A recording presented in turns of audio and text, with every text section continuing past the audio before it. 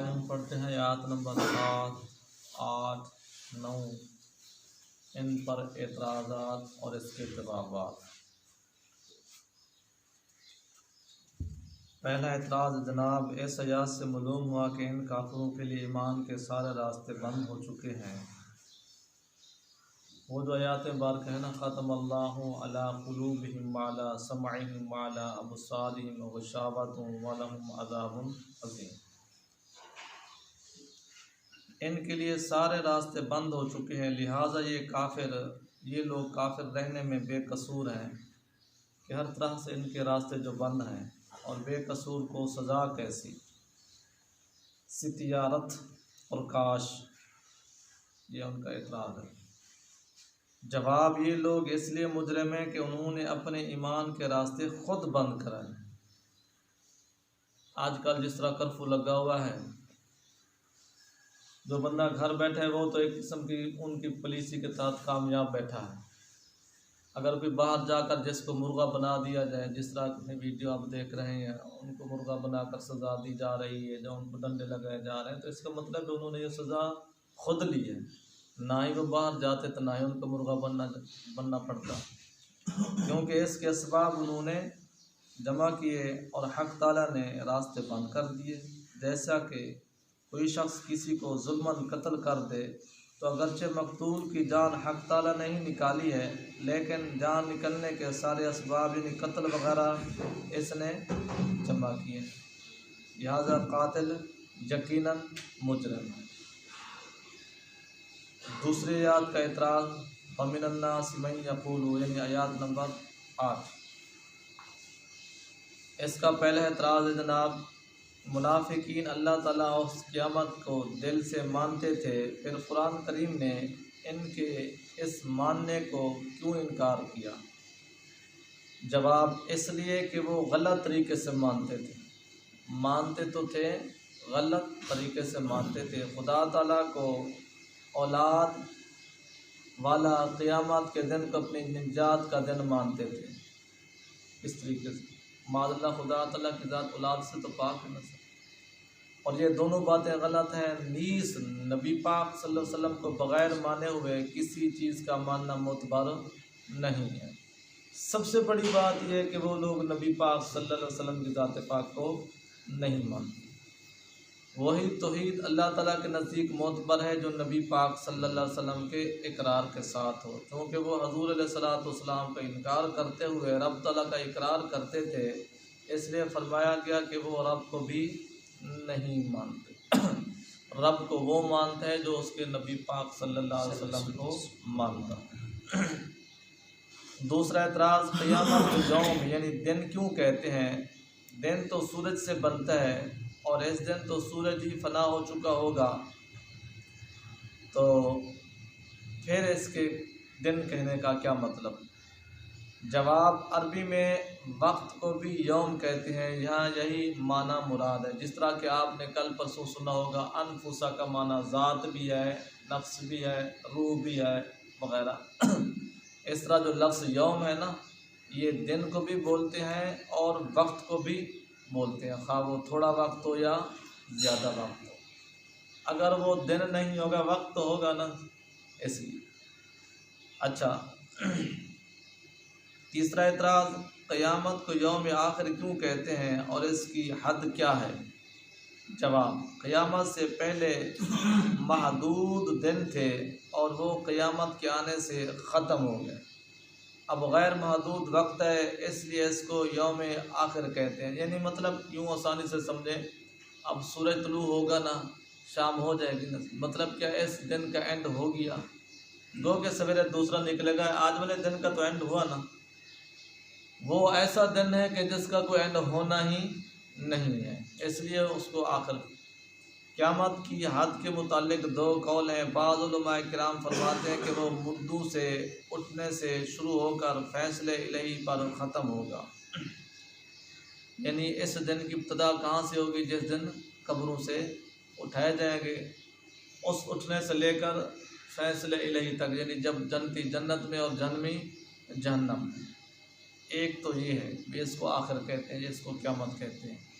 یعنی جب سارے جنتی جنت میں پہنچ جائیں گے اور بعض کفار دوزخ میں رہ جائیں گے، تب اس دن کی انتہا ہوگی۔ بعض فرماتے ہیں کہ اس کی انتہا نہیں ہے، کچھ اتنا تک انتہا فرماتے ہیں بتاتے ہیں، کچھ کہتے ہیں کہ قیامت کے دن کی انتہا نہیں ہے، کیونکہ پھر وہاں کوئی سورج طلوع غروب ہونا جو نہیں، پھر اس کی ابتدا اور انتہا کیسی ہو۔ تفسیر کبیر شریف۔ تیسری آیات یخادعون اللہ، اس کے تحت آیات پہلا اعتراض یہ ہے، یخادعون مخادعت سے بنا ہے جس کے معنی ہے ایک دوسرے سے دھوکے بازی کرنا، لہذا آیات کے معنی یہ ہوئے کہ یہ منافقین رب تعالیٰ کو اور مسلمانوں کو دھوکہ دیتے ہیں اور حق تعالیٰ اور مسلمان ان کو دھوکہ دیتے ہیں۔ یخادعون اللہ والذین آمنوا وما یخدعون، یعنی وہ دھوکہ دیتے ہیں اللہ اس کو اور مسلمانوں کو، اور کسی کو دھوکہ دینا حق تعالیٰ کی شان کے بھی خلاف ہے۔ آگے رب تعالیٰ نے فرمایا کہ یعنی اللہ تعالیٰ کی شان کے بھی خلاف ہے اور مسلمانوں کے شان کے بھی خلاف ہے، کہ یہاں ہے نا یخادعون اللہ والذین آمنوا وما یخدعون الا، کہ یعنی وہ فریب دینا چاہتے ہیں وہ اللہ تعالیٰ اور ایمان والوں کو، حقیقت میں فریب نہیں دیتے مگر اپنے آپ کو۔ اعتراض یہ ہے کہ اللہ تعالیٰ کی ذات اس چیزوں سے پاک ہے، بھی ان کو فریب دے، جب مسلمانوں کو بھی شان نہیں ہے نا کسی پر وہ ظلم کرے یا زیادتی کرے، تو بھلا یہ کیسا؟ جواب اس کا پہلا جواب تو یہ ہے، کئی جگہ باب مفاعلت شرکت سے خالی بھی ہو جاتا ہے، جیسے سافر تو میں نے سفر کیا، عاقبت اللعن یعنی میں نے چور کو سزا دی، اس کے معنی یہ نہیں کہ چور نے بھی مجھ کو سزا دی۔ کتنے پیارے جملے سے سمجھایا گیا ہے کہ میں نے چور کو سزا دی، کبھی یہ بھی مطلب ہوتا ہے کہ چور نے مجھے سزا دی، ٹھیک ہے جناب، یہاں بھی یہی معنی مراد ہے۔ دوسرا جواب یہ ہے کہ یہاں شرکت ہی کے لیے ہے، اور آیات کے معنی یہ ہیں کہ منافقین تو اپنا ایمان ظاہر کر کے مسلمانوں کو دھوکہ دینا چاہتے تھے، اور مسلمان بھی ان کے ایمان کو معلوم کر کے ان سے بے تعلق ہو جاتے ہیں، جس طرح وہ مسلمانوں کو